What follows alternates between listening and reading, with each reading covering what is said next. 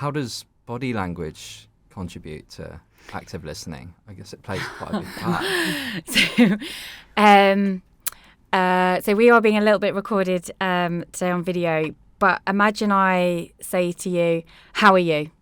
So my tone is slightly more aggressive. I've got my arms crossed. I'm scowling a little bit. How are you? Versus, how are you? Yeah. And I'm a bit more open and my hands are inviting you into the conversation. I'm much more relaxed. We're also sometimes unaware of our micro expressions of shock and contempt and happiness and how we're expressing our mood or sometimes our reaction to that information. So I think it's just that level of awareness of how we're inviting people into a conversation, as well as what Jen's saying around the listener giving that time.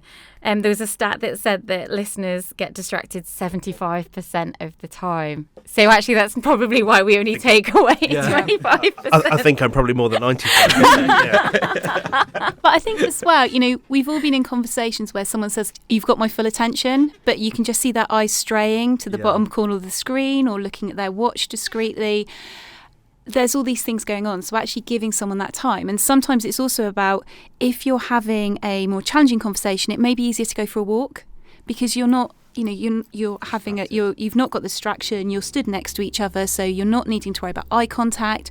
You can just walk and have a talk and focus on what you're doing. So there's ways around things, but yeah, there's definitely the actual how distracted we are. And I think also how many other things are happening at any one point in our lives. We're sat in a studio here now that is lovely and calm and peaceful and tranquil.